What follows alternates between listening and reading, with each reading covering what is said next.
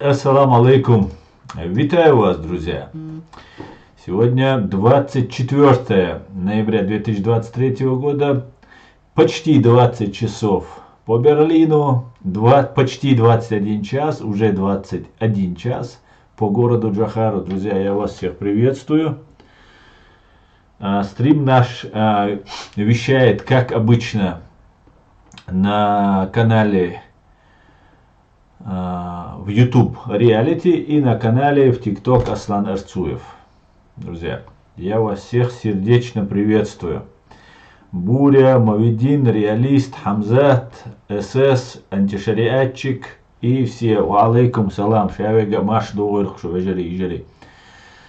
Так, друзья, как обычно, я вам расскажу. Ва алейкум салам бамут. Дайлей салам машалгуль. Я вам расскажу от сообщение от Генерального штаба. Я вам сперва зачитаю. Потери снова у русских большие. 1100 уничтожено за прошедшие сутки на 24 ноября 2023 года. Итого цифра достигла 322 900 бандитов, 30 танков, 32 боевые бронированные машины, 31 артиллерийская система, 2 РСЗО, 4 антиаэркрафт, 1 БПЛА или 1 БПЛА, 32 автомобильные техники и цистерны и 1 спецтехника. И скорее всего дело в том, что вот эти потери, не скорее всего, а очевидно, что дело в том, что русские продолжают вот эти свои штурмовые действия и несут колоссальнейшие потери. Колоссальнейшие. Уже на протяжении которой недели, уже месяца, может быть, уже второй месяц это идет, несут вот такие по батальону, больше батальона каждый день русские террористы теряют в Украине. Слава ЗСУ, слава Украине. И так. Ну и все, будет Ичкерия, конечно же, да. 100% однозначно, да. Так.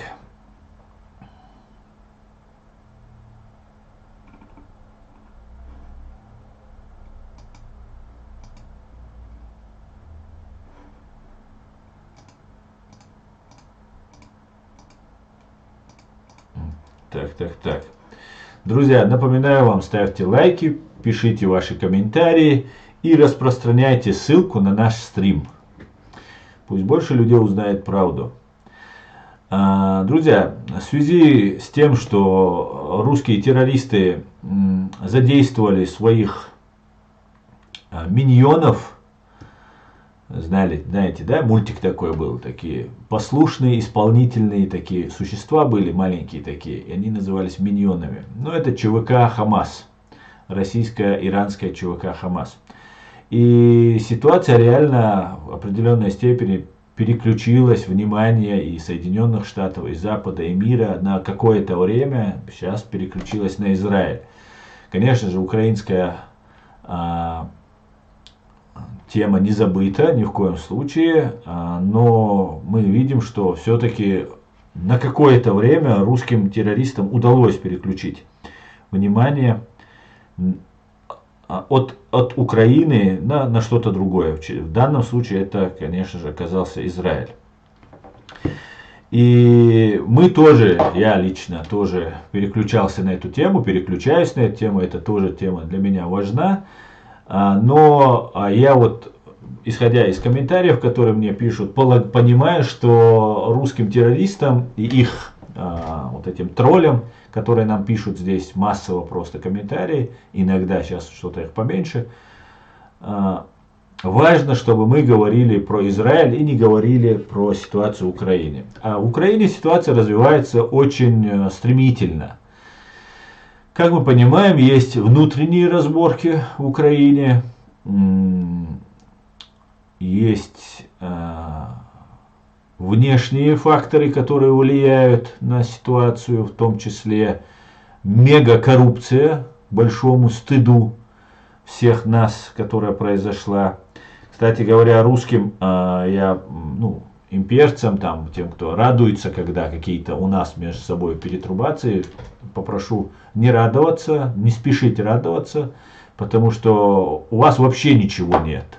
У вас вообще Россия вся принадлежит ФСБ, Путину и Патрушеву и так далее. Поэтому вам как бы здесь злорадствовать и радоваться нечему. Ну, конечно же, несмотря на то, что вот большая работа велась на протяжении почти вот этих 2 лет против Украины, людьми, которые там ведут программу там Freedom, на этой программе Freedom очень иногда полезные вещи говорили, очень нужные вещи говорили, жизненно необходимые вещи иногда там появлялись. Но по большей части, что сам этот Freedom, что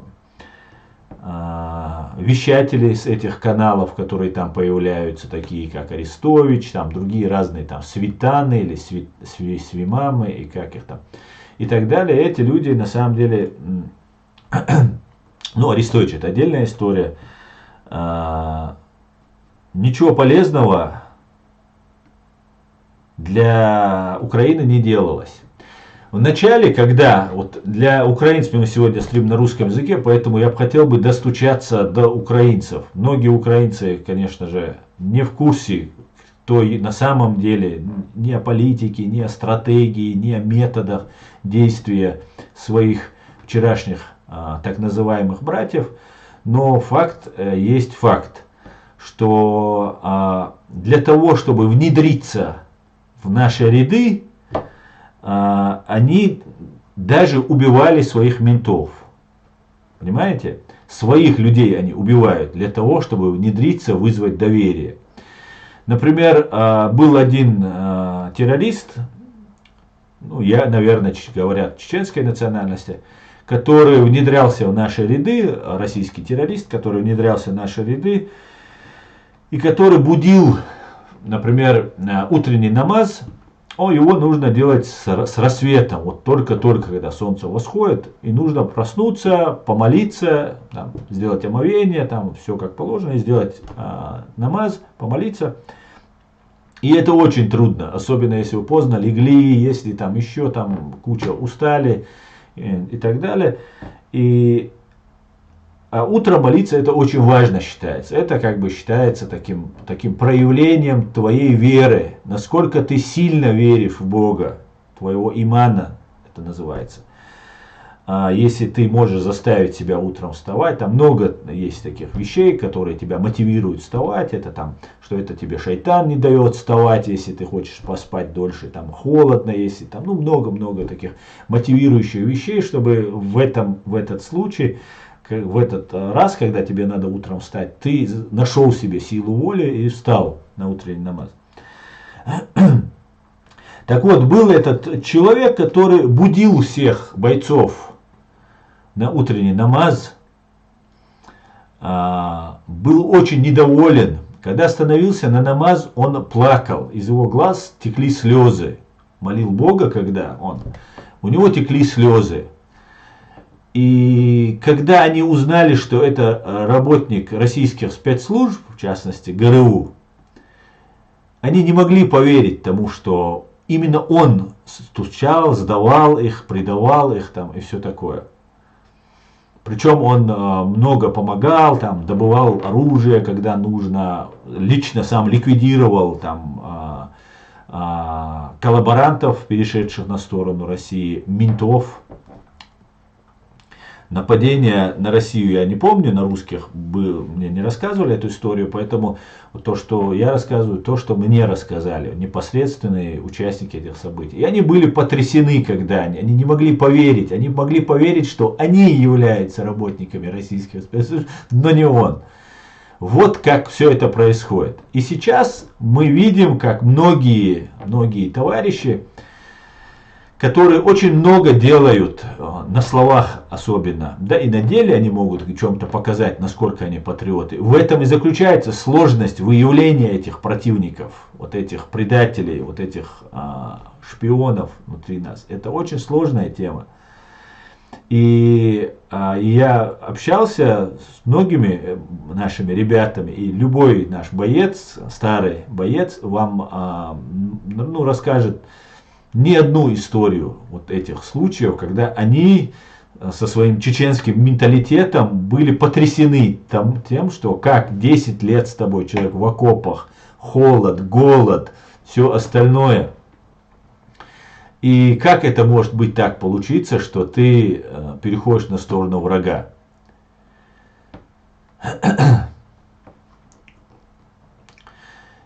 И вначале нам кажется, например, как Арестович, вначале как он преподносил себя, как он успокаивал, и это вроде казалось это полезно, что делает какое-то полезное дело. Ну, не только Арестович, я имею в виду.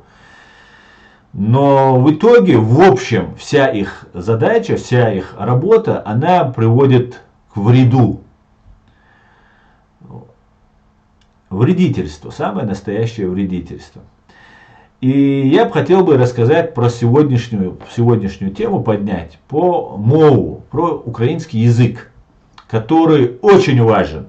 Сразу же я забегаю вперед, сейчас идут споры, я сейчас присутствую при разных там спорах, хотя не встреваю, вот я сейчас решил все-таки начать озвучивать эту тему, просто исходя из нашего опыта, просто зеркало для вас, украинцы. Посмотрите в это зеркало, проверьте, что здесь схоже. Вот я вам рассказываю про примеры, когда шпионы убивают своих русских, чтобы войти к нам в доверие. Встают на намаз, молятся, плачут во время намаза.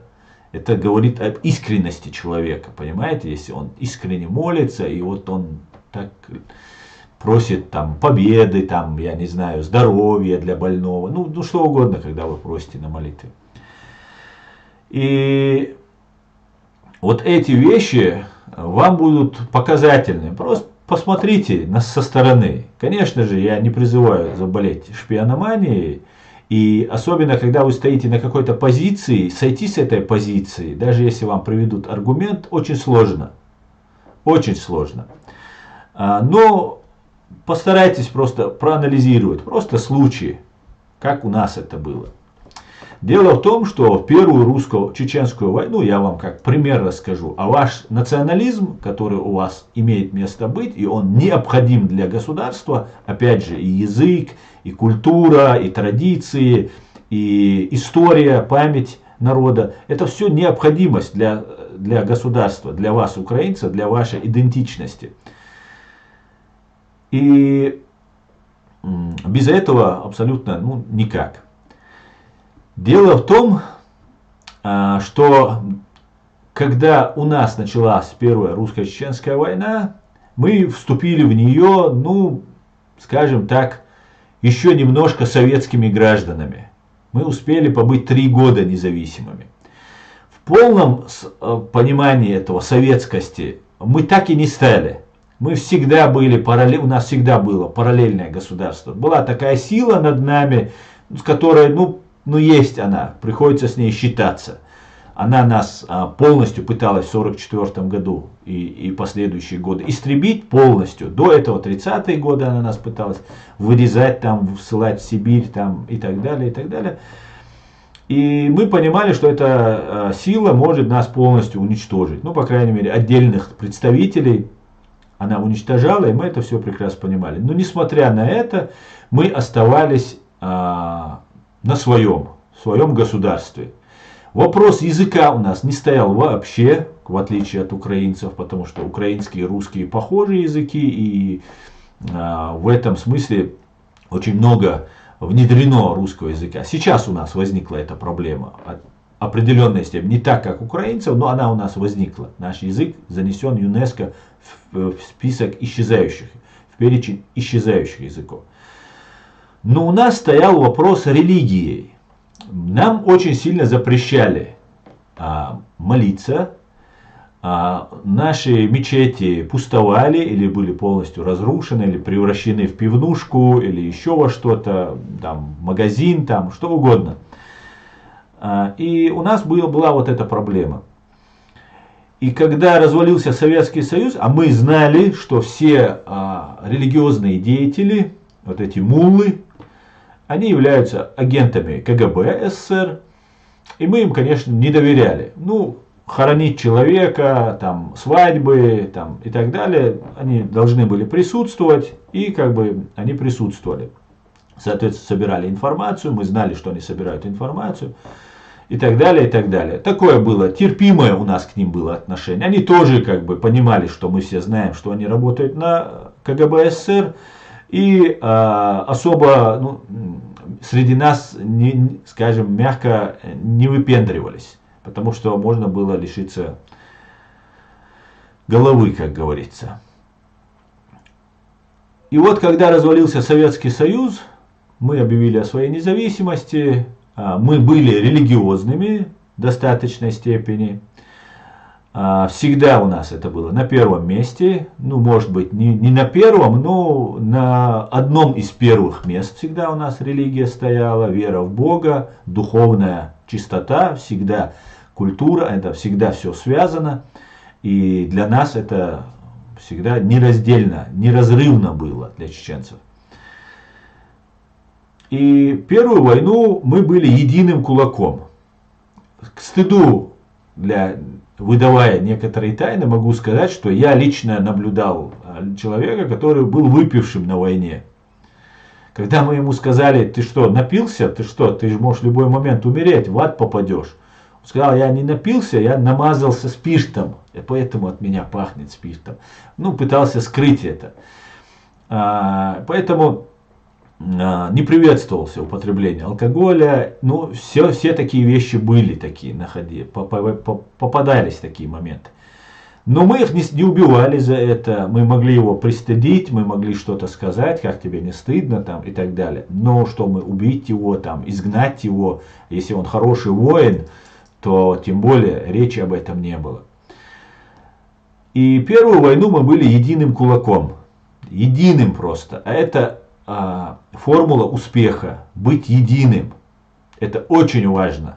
Быть единым просто на 100%. Среди нас были украинцы, как вы знаете, среди нас были люди другой национальности, были русские, наши чеченские русские, которые жители нашей страны.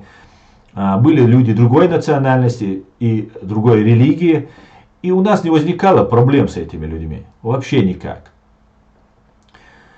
Но на войне, как говорится, неверующих нет вообще. Атеистов на войне не бывает. Особенно если рядом с вами разрывается снаряд САУ или какая-нибудь бомба, авиационная бомба прилетает. И люди начали, теряя друзей, получая ранения, люди начали все больше и больше уделять внимание больше духовному очищению. И таким образом чеченцы начали очищаться, самоочищаться начали. Мы начали приходить больше в религию, больше уделять времени вот именно духовной стороне этого вопроса. Хотя вступали мы в войну, как я сказал, практически советскими, но в чеченском понимании советские. При всем при этом мы были мусульманами. Хотя среди нас были и атеисты, и там разные, даже по телевизору у нас бывали передачи, где там чеченец, атеист рассказывал, что какое это зло, религия там и так далее, и так далее. И русские, ну, враги, не будем называть их просто русскими, это русские оккупанты, это имперцы российские, они прекрасно нас знали, среди нас были предатели, которые поясняли им то, что они не знают. И тогда была предпринята попытка, об этом сам Дугин, известный профессор, который призывал убивать, убивать и убивать украинцев, рассказывает, нам начали внедрять новое течение, которое нам было незнакомо, под названием ваххабизм. Мы так это и называли, это ваххабизмом. Вначале, когда это явление, вот это течение появилось среди нас, начало появляться, я очень хорошо помню это время. Я был как раз молодым человеком, очень интересовался вот этой войной, ситуацией, проблемой, где бои идут, где там наши успехи, где наши неуспехи. И мне было очень важно вот эти все вещи знать. И во время самой войны не так сильно это все-таки повлияло, потому что вербовщики или проповедники, КГБшные проповедники, они не до конца принимали участие в войне, потому что война, она оголяет людей. Ты прекрасно знаешь, кто воюет. У нас были бойцы, которые воевали, мы их называли темлой, это чеченское слово воин. А были рекламные боевики, мы их называли. Были такие товарищи, которые очень рекламировались, и всегда были в хорошей форме, с хорошим оружием. Сейчас, когда я смотрю некоторые украинские ролики, мне очень забавно вспоминать свою юность, свою молодость, когда были вот эти рекламные боевики. У вас, кстати говоря, из разных приезжих к вам украинцев, я замечаю некоторых рекламных боевиков. И вот получалась вот такая вот ситуация. Были проповедники, не участвовали. Мы еще не понимали, выиграем мы войну или нет, потому что, фактически, выиграть было ее невозможно. До этого мы выиграли 3 агрессии мы отбили до этого. И в политическом, военном плане, там, противостояние. А вот была 4-я агрессия, как нам рассказывает Аят Эдигов. И потом уже в 99-м была 5-я агрессия. Вот это была 4-я агрессия. И после вот этой 4-й агрессии, из которой мы вышли победителями, и мы принудили Россию к миру, хотя наша страна была полностью уничтожена, полностью под ноль фактически. Город Грозный можно было с одного конца города увидеть конец другого города. И оказалось, эта территория не такая большая, как когда на ней стоит город. Такие были у меня тогда впечатления о Грозном. Тогда еще этот город назывался Грозным. После, в 1997 году, наш парламент переименовал его в город Джохар. В честь первого президента Чеченской республики Ичкерия Джохара Дудаева. И вот тогда усиленно, массированно начали появляться проповедники, появляться литература. Все очень аккуратно, все это появлялось. Например, Ахмад Кадыров, который тоже нигде не воевал в Первую войну, ошивался вокруг, призывал к джихаду. Я первый раз услышал слово джихад. Я слышал, мы это называли газават, это называлось. И когда я приехал в Санкт-Петербург, и один русский парень меня спросил, чем отличается джихад от газавата, я не понимал, я даже не знал, как ему ответить. Я не так, для меня это все было ново. Вот это религиозное все. Хотя я усиленно это изучал, смотрел, мне это было интересно. И я тоже готовился к смерти. И после войны, когда я приехал вернулся в Чечню, война уже закончилась, я во время победы нашей не находился в Чечне, я был отправлен моими родителями в Санкт-Петербург.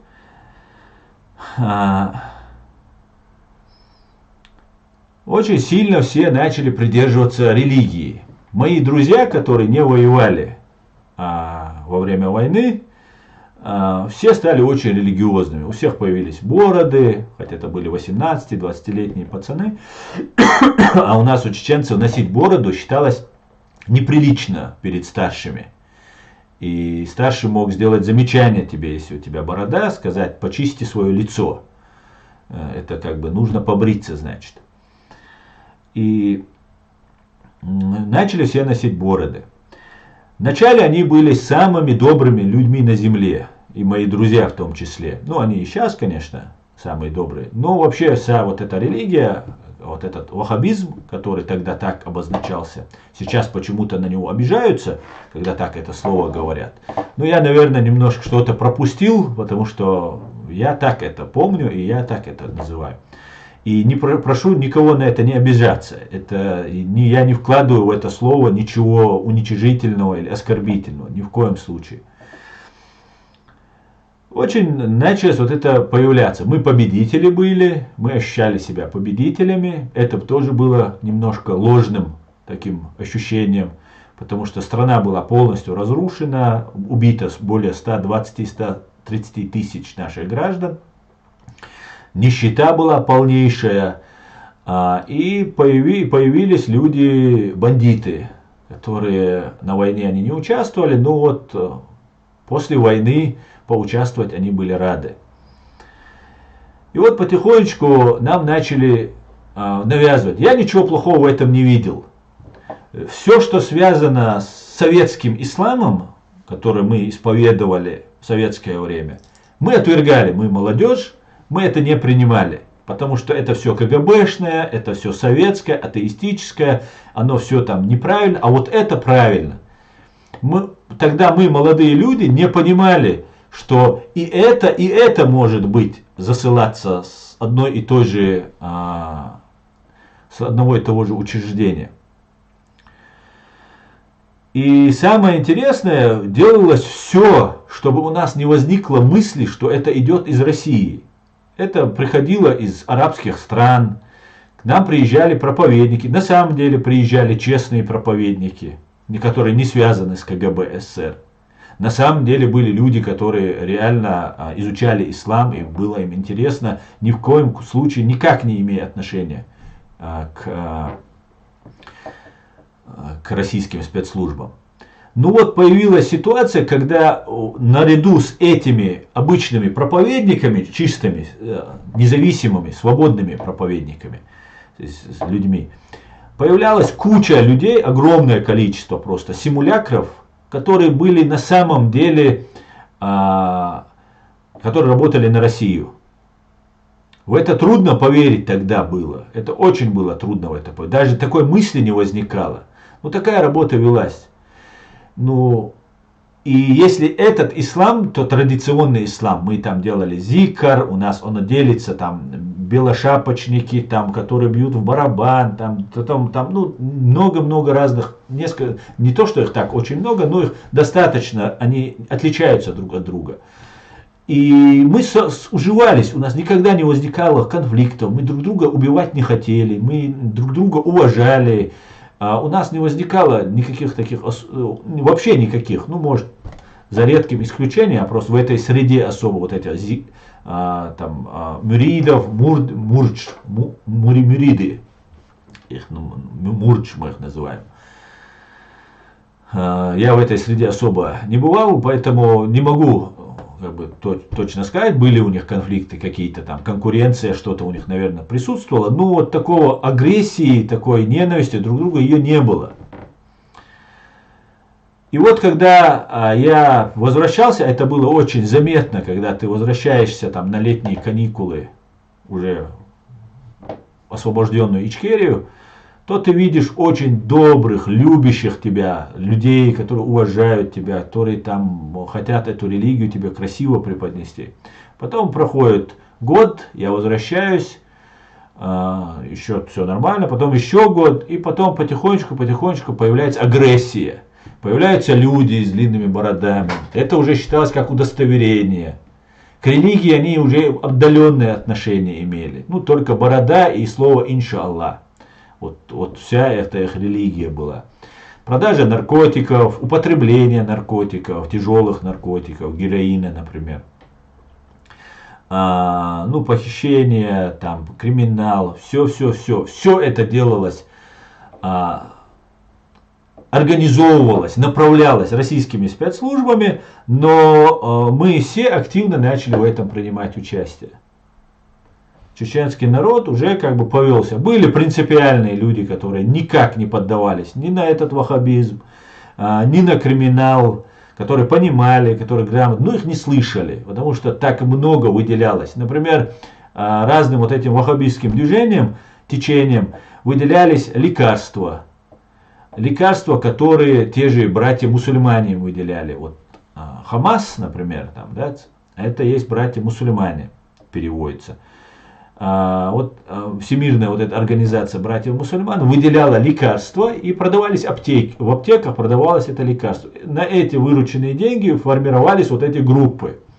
Я общаюсь с разными людьми, и они мне рассказывают, что тогда формировались параллельные шариатские суды. Были свои суды и шариатские. А свои суды, они были дискредитированы, потому что недостаточно, ну, во-первых, это напоминало советский период, недостаточно квалифицированных и персонала не хватало, профессионалов не хватало. А шариат это как-то и звучит уху приятно, и на слух приятно, и нам это как-то было ближе, знакомее и так далее. Хотя они тоже особо ничего не делали, но вот светились именно они. О них говорили и так далее, и так далее. И это стало такой модой, это стало так интересно, и это мы начали принимать. Когда мы это уже приняли, как я вам сейчас рассказываю, сперва это хорошо, а потом уже под видом уже этого хорошего уже протискивается вот нужный нарратив. Мы вступили во вторую войну. Во-первых, у нас начались конфликты. Ахмад Кадыров, кстати говоря, Ахмед Закаев, один из первых, кого я увидел в платке и в повязке с арабской вязью.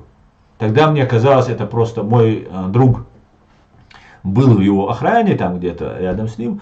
И тогда это казалось, ну просто, что вот этот какой супер воин какой-то. Если по-арабски, это, а русские подыгрывали этому. Называли их непримиримыми, что такие вот религиозные там исламисты, там, ну исламисты слова, по-моему, тогда еще не было. Я сейчас не могу точно сказать, но вот эти черные вдовы, там какие-то там эти, что вот это смертники, они непримиримые. И это как бы тебя тоже воодушевляло, и тебе казалось, что нужно будет походить на этих, потому что русские боятся, а значит ты должен быть такой, чтобы враг тебя боялся. И Ахмед Закаев вот в этой повязке с арабской вязью пошел в Кремль, везде показывался, хотя нигде Ахмед Закаев не воевал. Одно время, определенный период, он где-то назначался только из-за того, что он оказывался в нужное время в нужном месте. Его назначили на какое-то время, но непосредственно операциями возглавлять, принимать участие в каких-то там боевых действиях особых он там не отмечен нигде, чтобы стать таким большим главнокомандующим. Больше занимался политикой, налаживанием мостов там, и так далее, и так далее. Но вот эта религиозная составляющая именно исходила вот от этих людей, от Ахмада Кадырова, от Маулади Удугова, который днем и ночью нам рассказывал. Была такая песня, ну такой нашид это называется в исламе. Я не знаю, как он называется, сам непосредственно нашид, но там я помню слова «Годимун, муслимун». Вот это крутилось днем и ночью. Я приезжал из Санкт-Петербурга, и когда включаешь телевизор, это Мауладевский канал, крутил нам постоянно, призывал к джихаду, к джихаду, к джихаду. А после победы и все, кто не воевал, они пошли по домам, кто-то пошел на работу и так далее, и так далее. И они как бы вот эту информацию нам рассказывали, что против России победил Маулади Удугов, Россия нам рассказывала. Теперь мы знаем, что никогда Россия не скажет, если реально ее кто-то победил, что это он ее победил. Теперь мы это понимаем. Но тогда из Маулади Удугова делалась такая фигура, что вот он такой весь этот... И информационный такой борец, а 70%, как известно, это информационная составляющая победы. И занимались, ну, отдельные люди, конечно, занимались информацией, борьбой информационной, но Маулади Удугов был номер один в прессе, где везде о нем говорили и так далее. И вот он тоже был подвержен вот этой религиозной риторике и очень усиленно нам рассказывал, что нужно переходить на шариат там, и так далее, и так далее. Джохар Дудаев, к сожалению, уже тогда погиб, как еще в 96-м, за полгода до окончания войны, и после его гибели Россия начала с нами договариваться. И мы многое теперь уже видим по-другому, конечно, чем тогда казалось это все. По крайней мере, я это уже многое вижу по-другому. И дошло до того, что уже начали происходить боестолкновения. В Гудермесе у нас произошло боестолкновение. Я, например, был на стороне ваххабистов тогда в этом боестолкновении. Президент Масхадов, который вокруг себя собрал людей Ямадаева, Кадырова, Ахмада Кадырова и других третьих, фактически полностью дискредитировал себя в глазах чеченцев. И ваххабисты нам были ближе и роднее. Это были мы, это была часть нашего общества.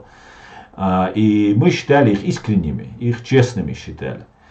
И они убили одного ваххабиста. Вот эти ямадаевцы, они были масхадовцы, за Масхадов, за президента. А ямадаевцы это предатели чеченского народа, сотрудники ГРУ, как потом выяснилось, хотя давно это можно было понять, если бы достаточно у нас велась бы работа в этом направлении. Может, кто-то и знал, кто они. Но произошла стычка, произошло убийство вот одного человека, а потом произошла перестрелка, я не знаю, погибли тогда люди больше или нет, но они постреляли друг друга и быстро вмешались власти, привели, договаривались. Там у нас был один Абделмалик, парень, который тоже возглавлял вот это ваххабистское движение, один из командиров. Его фактически пытались выставить виноватым. Он не признал за собой вину, он как бы категорически был против того, что на него пытаются, но он пытался соблюдать закон и кровопролития избежать. И благодаря его усилиям, других усилиям удалось тогда не эскалировать эту ситуацию. Ну и это много можно на эту тему рассказывать. Я хочу рассказать, что мы, чеченцы, прогнав русских, стреляли друг в друга. Не просто где-то там бомбу подложили, как работая на русских террористов. Открыто люди, представляющие президента Масхада, то есть официальную власть, против ваххабистов, которые не представляли официальной власти, но мы были на их стороне. Мы были на стороне своего народа, на стороне справедливых.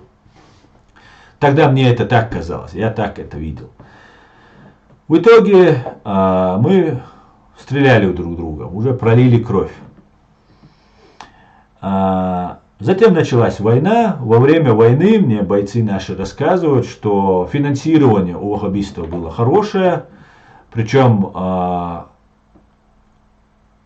те люди, которые, знаете, мы начали делиться между собой. Не делились едой. Например, ваххабисты могли не давать еды. У них, например, схрон с едой. Они не дают эту еду. Говорят, у них нету, или им нужна для каких-то дел там, и так далее. А бойцы, которые не финансируются братьями-мусульманами, кем-то другим, боеприпасами, патронами, там, гранатометными снарядами, они говорят, ну, у нас не было, ну, вот, у других бойцов, не ваххабистов, не было. И такое разделение начало происходить. И к чему мы пришли, сейчас мы видим. Можно говорить все, что угодно, насколько правильное течение ваххабизма, насколько оно идеально, насколько оно там супер хорошее или нет. Но факт то, что вторую войну мы вступили с людьми такими, как Мулади Удугов, Ахмад Кадыров, Ахмад Закаев и так далее, которые фактически сейчас живы. А настоящие ваххабисты, которые искренне верили в то, что делали, они погибли, или же другие, которые были бойцы, не ваххабисты. Это одни из виднейших наших лидеров. Гилаев, Басаев, это все не ваххабисты, и так далее, которые сотрудничали, вместе воевали с этими людьми. Такой разницы между нами не было, что там как-то мы отличаемся, но разделение между нами произошло. И сейчас, я к чему все это рассказываю, на самом святом, на самом важном для нас, на религии, на которой мы дорожим очень сильно этой религией. Для нас это очень важно. На этой религии нас разделили. И если ты не исповедуешь также религию, как они исповедуют, то ты не можешь становиться за ним во время намаза. Вот такие вещи начали происходить. Потом руки нужно вот так поднимать или вот так, когда ты там делаешь намаз. Ноги нужно там сводить пятки, разводить пятки. Уже доходило это отвлечение внимания на негодный объект, это называется. Когда тебя отвлекают на все, что угодно, кроме врага. ФСБ, ГРУ, Кремль, вот Россия. Вот от них тебя отвлекали на все, что угодно. Тот, кто воевал, непосредственно не воевали, но вводился и раскол и между ними. И Ахмад Кадыров, который выступал, как бы, сперва он в первую войну говорил за джихад, Потом после деоккупации, после вывода российских войск, он призывал в войне против ваххабистов и делил нас. Делил. Он лично, Ахмад Кадыров, это тот, который делил нас, вбивал клинья между нами. А русские, там, их российские солдаты отпускали бороды, одевали повязки, забрасывались в диверсионные группы, убивали как ваххабистов, так и тарикатчиков, вот, традиционный ислам. И этих, якобы, как будто ваххабисты убили традиционных мусульман, а традиционные убили ваххабистов. Это так клин выбивался. Ну, много можно рассказывать на эту тему. В итоге, сейчас я наблюдаю зеркальную картину, связанную с языком. Язык для Украины это очень важная составляющая, очень важная. Нет языка, нет нации, нет народа без языка. И пока украинцы не избавятся от русского языка, Россия будет на них влиять очень сильно. Но нужно бороться не просто с языком, иностранным языком, российским языком, русским языком. Но нужно бороться с теми, кто вещает вот эти нарративы и разделяет украинцев. И сейчас выступают некоторые деятели, которые вроде бы говорят правильные вещи, хорошие вещи говорят, но в итоге они подливают масло в огонь. Поэтому нужно обратить на это внимание, это очень важно. Ведь когда говорили, что советские муллы это агенты КГБ, но это абсолютнейшая правда. Она аксиома, не требующая доказательств. Но это привело к тому, что нас разделили. Нас разделили, и, знаете, появлялись ролики, как у нас танцует зикр. Это танец, это такой религиозно-воинственный танец, который во время пророка Мухаммада его не исполняли. И что это нововведение? Ну, там много сейчас можно об этом говорить, потому что ничего плохого, в принципе, в этом нет. Что если люди там, перед боем делают зикр и идут на смерть, поднимают свой дух там и так далее. Так было сотни лет, когда чеченцы сражались. Ну, тут появились какие-то с двумя волосками парни, которые никогда не воевали в Первую войну. Но они начали говорить, что это очень плохо. Что это нововведение, там доказывалось, появлялись ролики, высмеивались, очень высмеивались, подвергались остракизму, такому уничижительному. И в итоге, ну, такая прошла полоса, такая разделение произошло. Сейчас я наблюдаю ту же самую картину. И это все одновременно происходит. В Украине я наблюдаю эту картину. Сейчас эта ситуация среди чеченцев, она осталась. Сейчас чеченцы, конечно же, уже начали по-другому смотреть на многие вещи, в том числе и на ваххабизм, и на традиционный ислам. Начали задавать вопросы, думать начали, не стали безвольно подчиняться. Русские всех ваххабистов, я защищал этих ваххабистов, когда никто не смел к ним даже подойти. Они просили адвоката мусульманина, человека, кому можно довериться, с кем можно иметь дело. Для них это было важно. И чаще всего я это делал бесплатно, абсолютно бесплатно. Появилась такая вот ситуация, что ни один человек, который исповедует ваххабизм, не чувствовал себя в безопасности. Они же, создавая этих людей, потом их же и уничтожали. Своих агентов они выводили, а тот, кто идет по этой ветви, по этому течению, он уничтожался. Уничтожался не только он, уничтожались все его родственники, пытались, унижались, ну, все делалось. Я просто знаю по материалам уголовного дела, я много читал, смотрел и понимал, что происходит.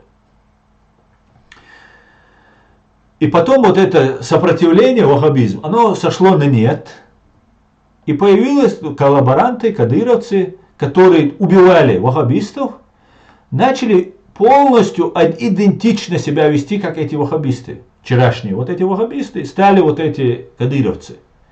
Сбритые усы, борода, строить начали мечети, ездить в Саудовскую Аравию, там договариваться с разными арабскими там представителями, проводить какие-то конференции, привозить там якобы волосы пророка, волосы там, я не знаю, еще чего-то, там чашку какую-то якобы.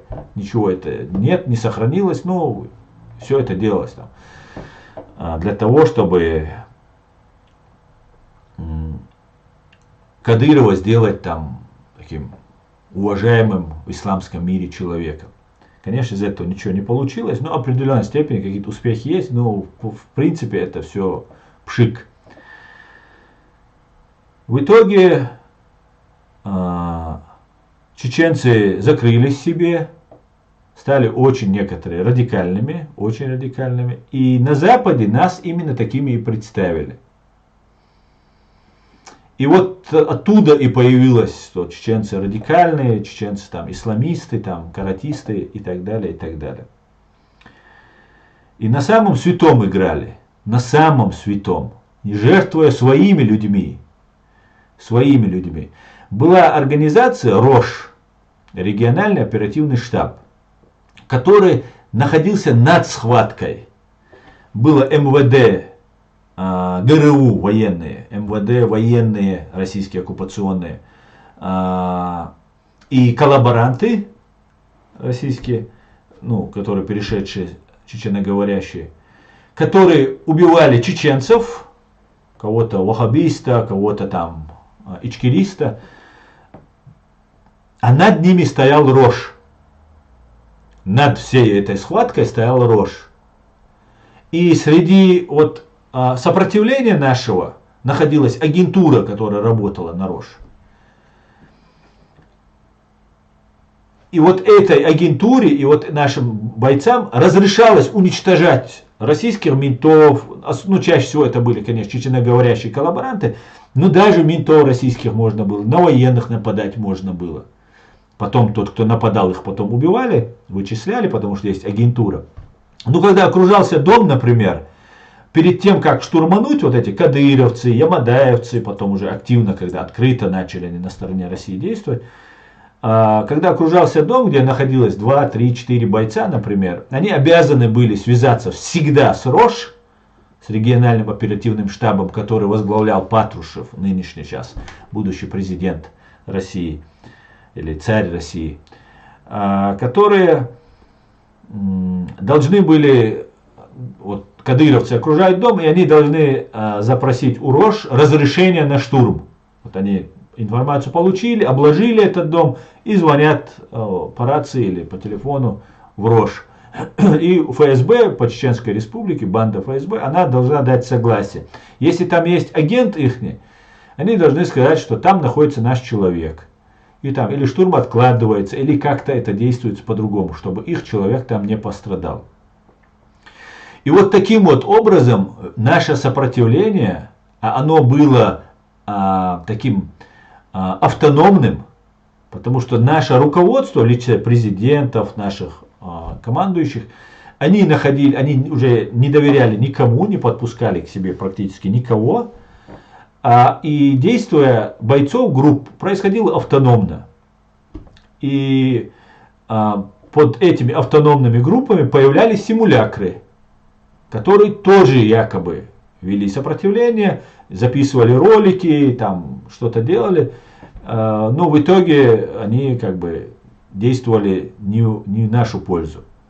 Но зато представить нас миру, какие мы жестокие, какие мы убийцы, какие мы террористы, радикалы и так далее, это было очень удобно.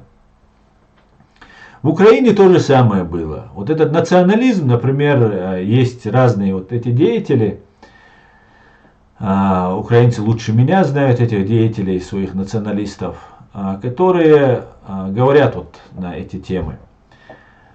И украинцев нужно было представить миру радикалами, националистами. Во-первых, нужно было победить Украину за 3 дня, как мы знаем.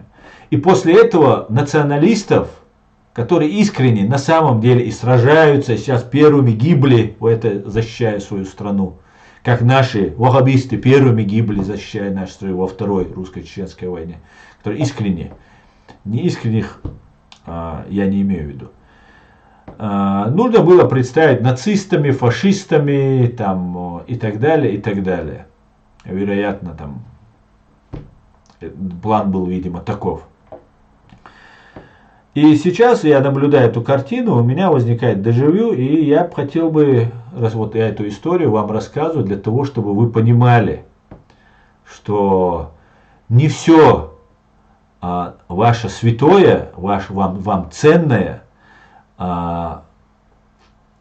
нужно безоглядно, не оглядываясь по сторонам, использовать. Нужно быть очень осторожным. Враг настолько циничен и коварен, что только после поражения Украины, только после того, как люди, которые сегодняшние ярые националисты, патриоты и так далее, выйдут в ФСБшных погонах или начнут вместе с ФСБшниками вместе, на экране вам появятся, или другие военные, ГРУ, например, в форме, выйдут, только тогда вы в этом поверите.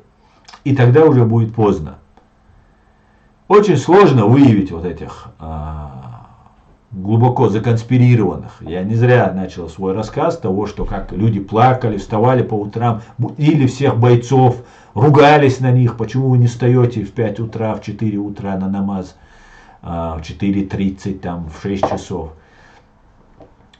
и так далее, и так далее. Поэтому я бы хотел бы вот на эту тему сегодня поговорить. И еще раз напоминаю, что язык — это основа нации. Конечно же, мова, она обязательна для Украины. Но так же, как мова для Украины, для нас обязательным наша духовная чистота для чеченцев, наша религия. Так мы ее ценим. И на этом сыграли.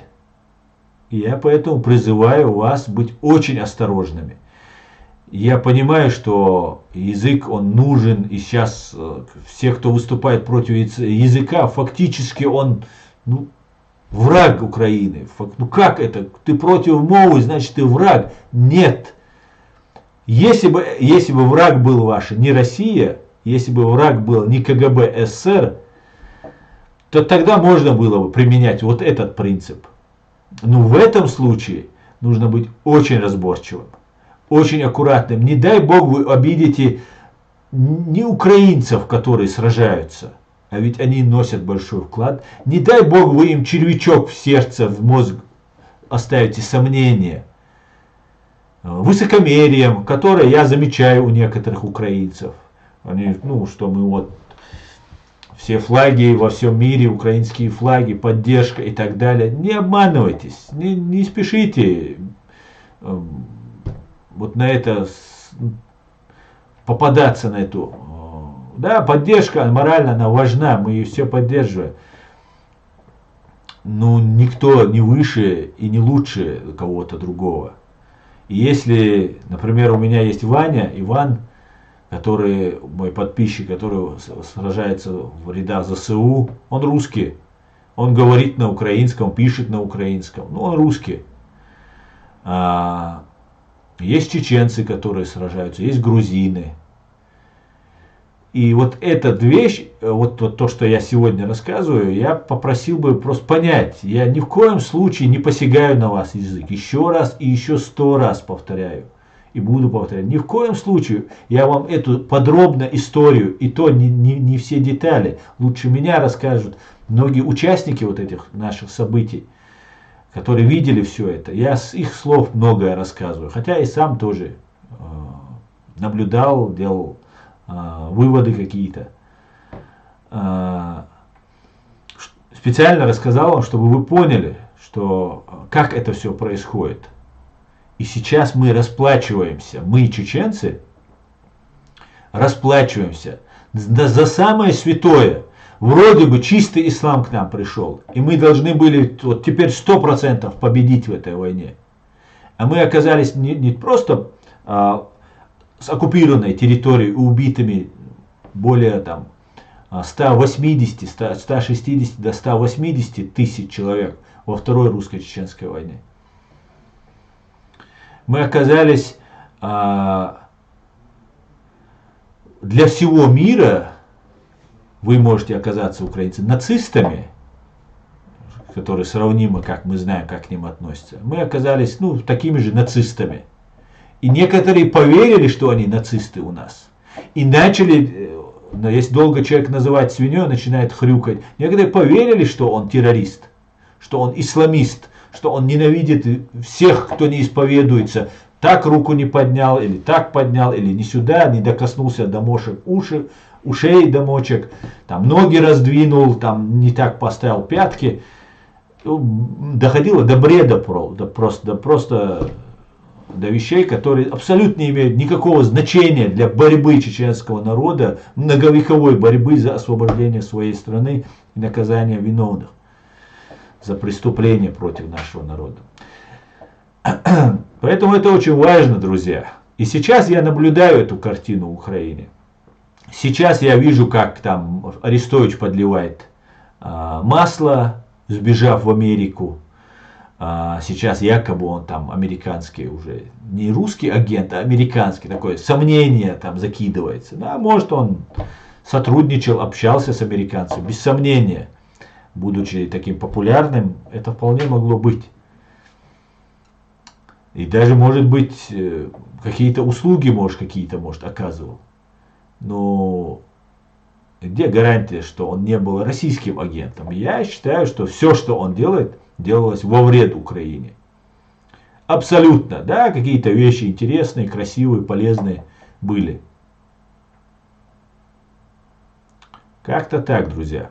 Я вижу, вам уже немножко поднадоело то, что я говорю, поэтому давайте я перейду к вашим комментариям, друзья. Так, давайте почитаем комментарии.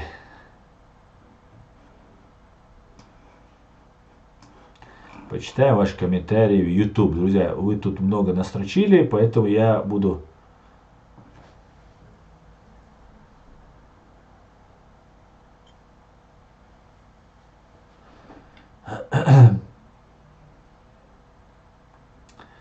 Давайте начнем мы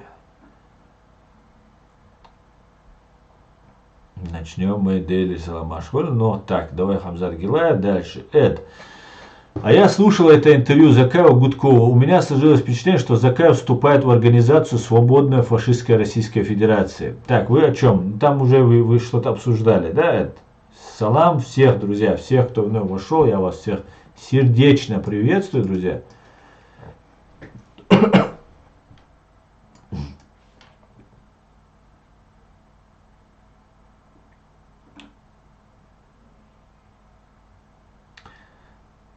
Так, Гудков это офицер фашистов. И я слышал, как уважительно Гудков обращается к Закаеву. Было слышать даже унизительно. Лично мне это слышать было, мягко сказать, неприятно и стыдно. Эд, я полностью разделяю твое мнение. И знаешь, для бойца, для, я не знаю, человека, претендующего на роль лидера, народа воина чеченцев, сражавшихся вот против вот этой гибни, это реально унизительно. Это реально унизительно.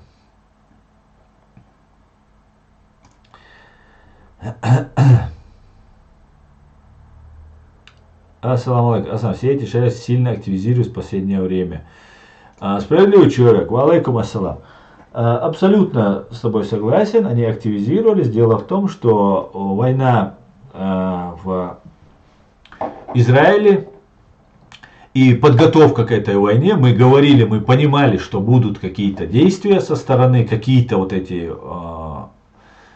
нагнетания, эскалация вот этого конфликта. Мы об этом говорили, не конфликта в Израиле, а вообще, что вот эта исламская тема, исламистская тема, я бы даже сказал, она будет педалироваться. Мы об этом говорили и понимали. И вот они, а сейчас, когда уже произошли боестолкновения, идет война в Израиле, то да, это следовало ожидать. И это, знаете, то, что сейчас происходит в Израиле, это ведь не просто сейчас Израиль зачистит сектор Газа и на этом закончится.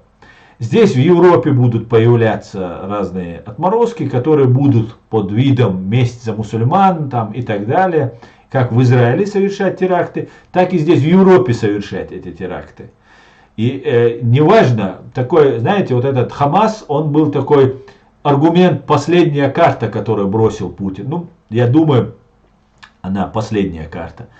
Она еще будет иметь отголоски в виде террористических актов, которые будут происходить, не дай бог, конечно. Ну, большой вероятностью это ожидаемо. Вероятно, это произойдет. Это будет такими отголосами, и будет дальше Хамас пожертвует, все, Хамас уйдет в небытие, но дальше будут теракты. И это тоже устраивает Россию. Для того, чтобы дестабилизировать обстановку здесь в Европе, для того, чтобы к власти пришли правые, националисты и так далее. Но если Россия думает, что здесь придут какие-нибудь там нацисты, как когда-то при Гитлере, когда Гитлер пришел к власти, то они ошибаются. Демократия так сильна сейчас уже, так укоренилась в мозгах людей. Каждый человек здесь в Европе, он носитель этой демократии. Поэтому не получится, как во время Гитлера, всех направо-налево расстреливать. Этого уже не будет. Поэтому и эта карта будет бита фашистской России. Но попытки, вот как мы видим, будут дальше происходить. Так.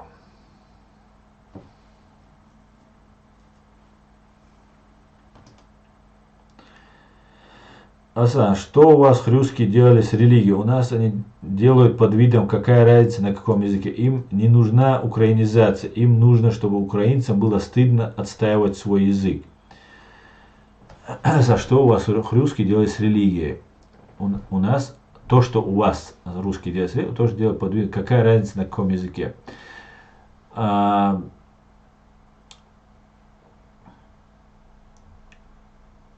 Хорзу. Я понимаю, мы с тобой спорили сегодня на Facebook, и ты одна из тех, кто сегодня мою вот эту тему, именно на эту тему, мой сегодняшний стрим, который вынудили, или неправильно вынудили, но склонила к тому, чтобы я сегодня обсудил эту тему, более развернуто, писать всего не получится, более развернуто попробовать рассказать на эту тему. Язык, он нужен, он очень важен. Но не думайте, что те, кто защищают язык, это 100% ваши сторонники. Вы имеете дело с очень коварным и очень подлым врагом. И не думайте, что если кто-то против говорить на этом языке, что он автоматически ваш враг. Не делитесь, не делитесь.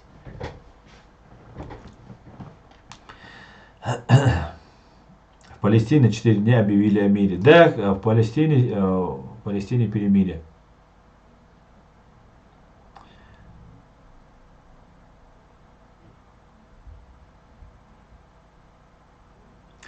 Асан говорит очень правильно, фактически вещь. Не забывайте ставить лайк. Спасибо. Так, давайте я перемотаю. Очень много комментариев. Я бы сказал, даже неожиданно приятно. Амзат, ты чё? Как легко, когда в чате нет ботов. Пародия ваххабизма Англия, там было написано внедрена. Это методичка, которая проливает кровь мусульман. Пародия ваххабизма, прародина ваххабизма Англия, там было написано и внедрена. Ты, я думаю, имеешь доказательную базу этому, да, про этому. Мова объединяет, а фарион разделяет. Да, Йен, абсолютно так, Йен Украин, абсолютно так. Просто нельзя разделяться, друзья. Я с большим уважением отношусь к вашему желанию говорить на вашем языке. Это ваше законное право, и это жизненно вам необходимо.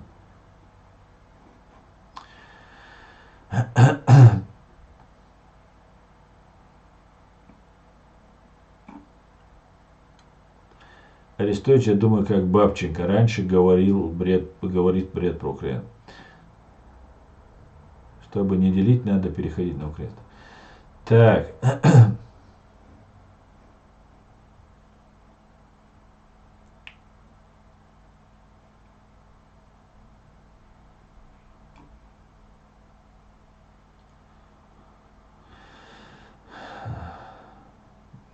ТЖ большой лице. Ага. Будет очень печально, если из-за этого Хамаса конфликт какой-нибудь чеченец, ингуш или другой кавказец пойдет во Францию, Германию, какому-нибудь человеку что-то отрубит. Да, конечно, это вполне может быть. Вполне может быть. Это, я думаю, к этому готовятся. Сейчас ведется работа разными вот этими деятелями. Но будем надеяться, что и нас услышат, и чеченцы уже, пора уже разобраться во всем этом. Ну, как говорится, даже если один человек появится, ну что ж поделать. Но массово этого не произошло. Мы видим, чеченцы проявили полное понимание происходящего по событиям. Поэтому все нормально, да. Алейкум ассалам, ИСС. Так, Россия хочет создать раскол внутри украинцев, как это сделала с чеченцами, когда в 1997-1998 году разделила 900 тысяч народ на шариатчиков и демократов. Да. Свобода или смерть? Ассаламу алейкум, Асан. Даже нашему президенту Асану Масхаду был навязан этот новый ислам. Что говорит, что в простых рядах бойцов Ичкерии. ФСБ России это такая структура, обдурит любого президента. Алейкум ассалам, свобода и смерть. Да, совершенно верно. Не любого, конечно, но вот Дудаева им не удавалось обдурить. Державна установа треба размовлять на украинском мове. Совершенно верно. Основное, все часто и часто говорят о Третьей Чеченской войне. Как ты думаешь, она будет? Ну, во-первых, Третьей Чеченской войны не будет 100%, потому что не было двух чеченских войн. Были русско-чеченские войны. Во-вторых, не будет Третьей русско-чеченской войны, так как мы, чеченцы, после того, как нас мир признает, как мир нас признает, наш президиум, правительство Чеченской Республики Ичкерия, мы проведем полицейские операции, конечно же, они необходимы, а войны не будет. Россия выведет свои войска, и мы зачистим коллаборантов. Хамзат Гила, Аслан, лично мое мнение, что Закаев с Гудковым едят из одной тарелки. Вполне может быть, Хамзат. Может быть. Или получают из одного бюджета. Да? Кстати, по религии очень многие церкви Украины подвластны Кремлю. То есть в этих церквях они несут русский мир. Они в Америке и Европе имеют такие церкви. Да, совершенно верно. И знаешь, самое интересное, вот мы сейчас говорим про русскую православную церковь, там, да, но нет гарантии, что украинская православная церковь, она не коллаборационирует с Россией. Тоже нужно иметь в виду. Но это большая работа, которую рано или поздно Украина закончит. Український народ эту работу. Треба розмовляти українською дітьми, щоб вони не тільки розмовляли російською, але й не розуміли її.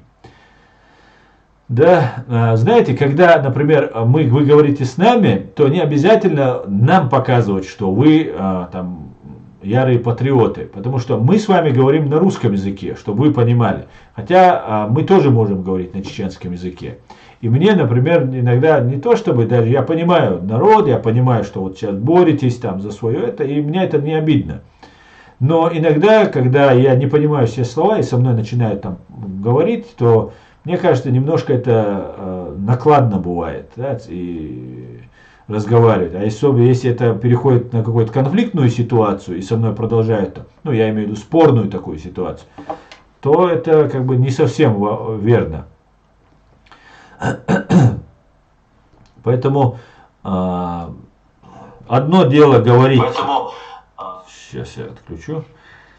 одно дело говорить, беречь свой язык, говорить между собой на украинском языке, другое дело, когда вы с другими людьми говорите. Вы же, если, например, общаетесь с англичанином, и вы знаете английский, вы же не говорите с ним на украинском языке.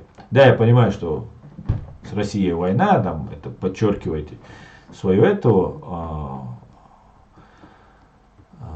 неприязнь к этому языку, к этой культуре, но с другой стороны, вот у нас вообще такого вопроса никогда не стояло у чеченцев. Если мы говорили, ну, мы не парились по этому поводу. Мы могли друг с другом говорить на русском языке, но при этом оставаться стопроцентными чеченцами.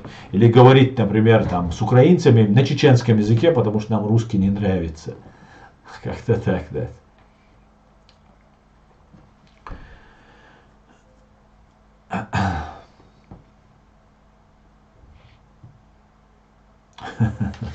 Вы посмотрите, какой мне пишет комментарий, это надо сделать. Каратель ТикТок. И он мне говорит, произнеси шахаду. Ты написал такой ник, что то, что ты пишешь, это просто неуместно. Похоже, башарские солдаты в Германии. Не сомневаюсь, вполне может быть. Джуси. Шалом. Шалом, Джуси. Ты прав, я из тонкой, и общий язык у нас русский на постсовке. Да, Ева, мы общаемся, и ну, если кто-то и должен испытывать лютую ненависть к фашистской России, то, наверное, больше нас никто этого не должен сделать. Быть. Но у нас нет этого. Мы, ну, как бы, мы знаем, кто наш враг, мы не относимся даже ко всем русским плохо. Но враг есть враг. И не нужно переходить там, я не знаю, за какие-то там рамки логики, там, я не знаю.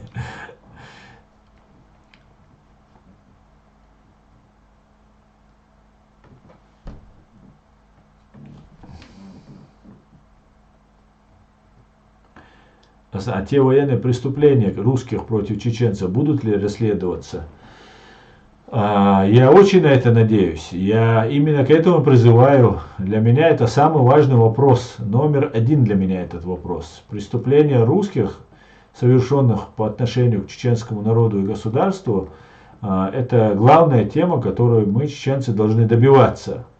Не начинать там третью русско-чеченскую войну, там это делать. Правовым, дипломатичным, политическим путем мы должны требовать. Мы знаем, что многие русские руководители страны, военные, политические силы, спецслужбисты внесены в санкционные списки. Мы знаем, что на них выданы ордера Международного уголовного суда. И я уверен, что в кейсе Украины, рядом с кейсом Украины будет кейс Грузии, кейс по Сирии. И, конечно же, самое большое, кровавое, бесчеловечное преступление, совершенное Буча со всем народом, миллионным народом, таком, в огромном масштабе. Чеченские преступления, совершенные против чеченского народа и государства, будут обязательно. Аслан, включи ему арабскую плачущую музыку. Да, Асланбек. О, Димун, муслимун, науэл рук.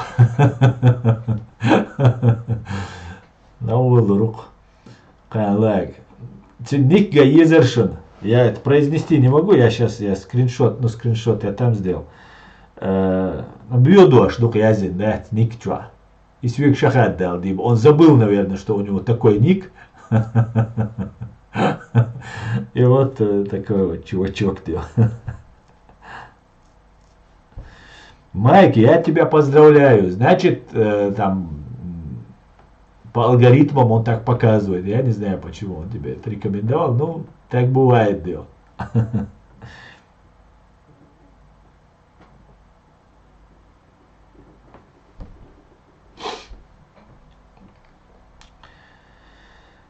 Так.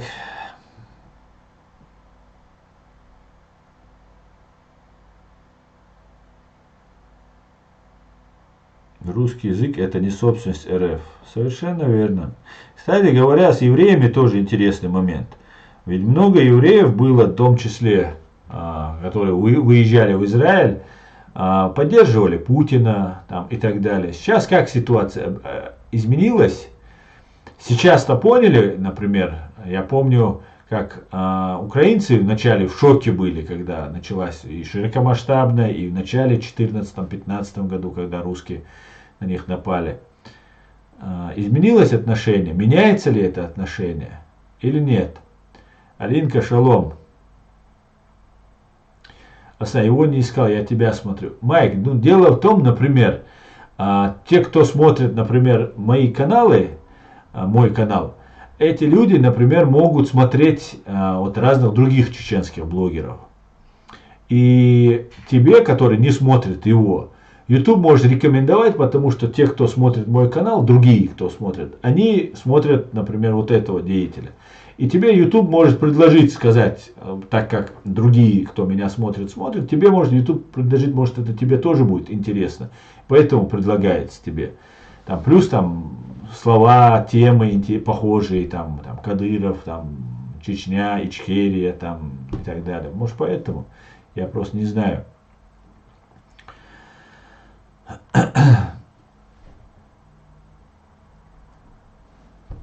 А сам вы поддерживаете Израиль? В смысле я его поддерживаю? Что ты имеешь в виду, я поддерживаю? Ты хочешь сказать, прав ли Израиль вот в этой войне, которая сейчас? Да? Израиль 100% имеет право на защиту.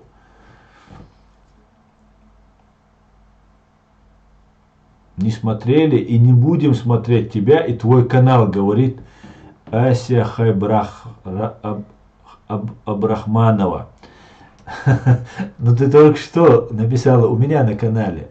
Ася, ты меня извини, конечно, но ну, что-то у тебя не сходится, Деон. Ты на моем канале мне это пишешь.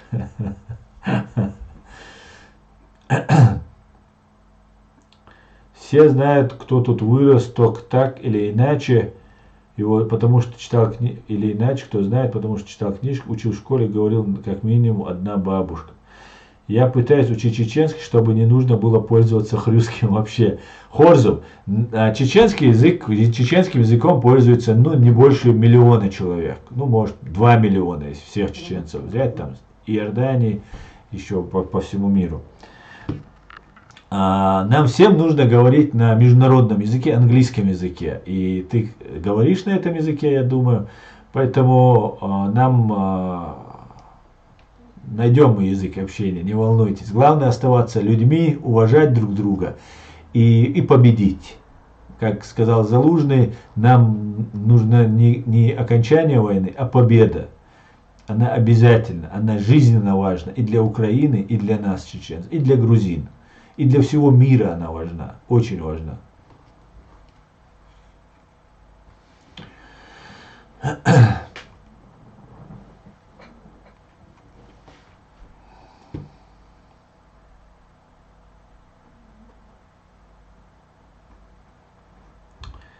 Да, все равно враг в другой стороне. Надо каждую секунду помнить, что враг в другой стороне, в Кремле. Совершенно верно. Так, Эдам, Машволь.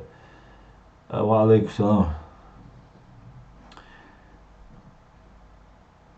Не любите, а кахайте, Украина. Да, смеется тот, кто смеется останнее. Я кахаю Украину, пусть зайдет украинское солнце свободы. Абсолютно так. Всем добра и мира. Амин. Добро переможе зло. Да, Аллах. Только вперед. Да, Аллах. Мне все равно, сколько людей говорит на чеченском. Я уважаю ваш народ и хочу знать ваш язык. Отлично. Welcome, добро пожаловать. Ласково просимо, да?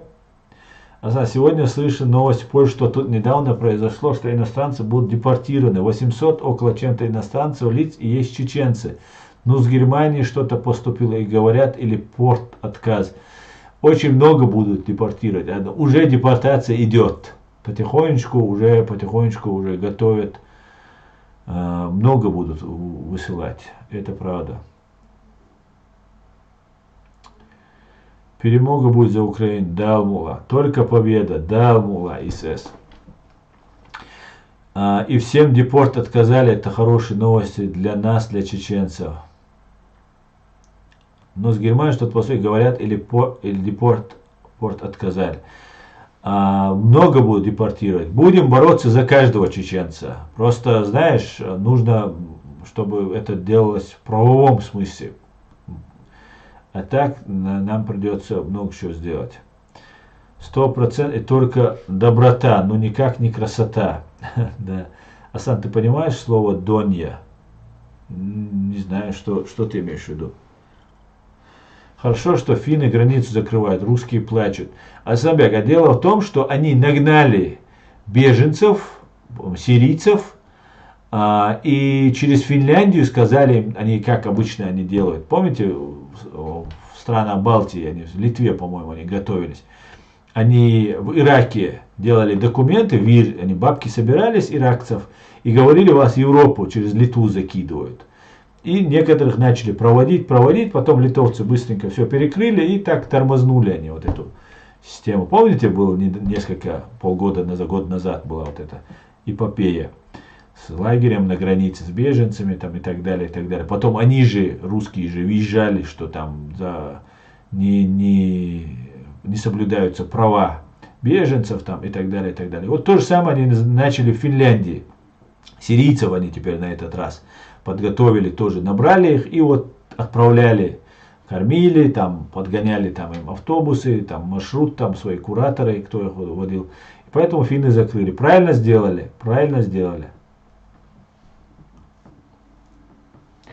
Всех подряд не депортируют, всех подряд не депортируют, но депортируют очень многих, очень. Всех, кто связан с Россией, кто имел неосторожность ездить домой, кто имел неосторожность иметь контакты с людьми, которые подозреваются в связях с российской разведкой или являются российской разведкой по данным немецких, европейских спецслужб.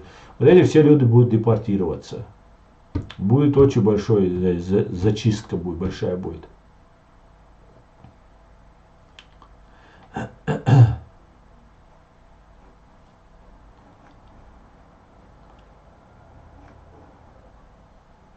Курды из Ирака пытались попасть в Германию через Польшу, но поляки их не пустили туда.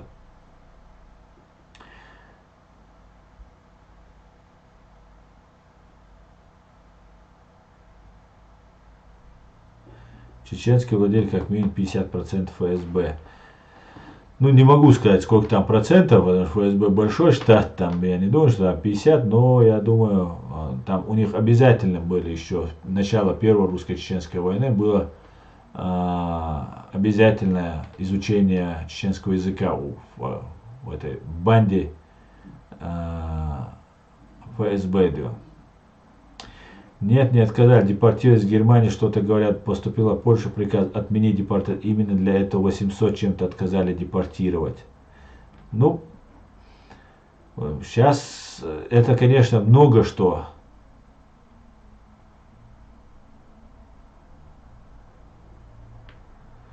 Много будет сейчас правовых моментов, которые нужно будет решать. Это хорошо, что не депортировать. Ну, кого-то нужно депортировать, по-любому нужно. Но ичкери кенты биху за бисербачу в Европе. 100% я вам гарантирую. Ну, конечно, останется кто-то, но он будет связан с Россией, если он будет тихо сидеть. И сейчас ваххабисту очень плохо живется. Это всегда быть на учете. Я к тому, что быть преступником выгодно, чем быть религиозным. У ФСБ есть такие переводчики чеченского, как Тумсо. Да, конечно.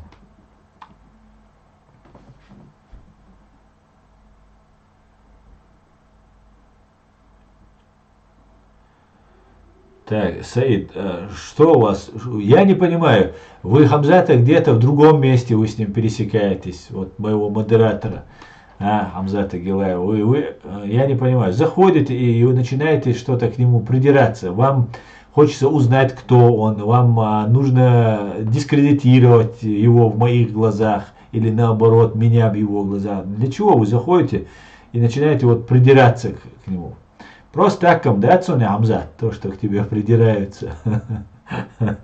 Это говорит о многом, Дион.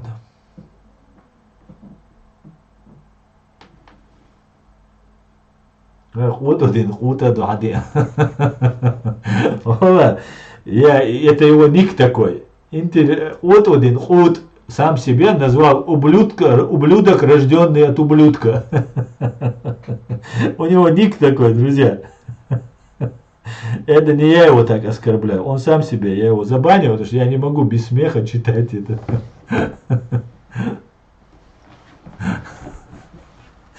Вот вообще красавчик, да. Даже с таким самокритичным быть, смелым самое главное, смелым. Не бояться сказать правду, да. Делишь Машва, Осман, Машва,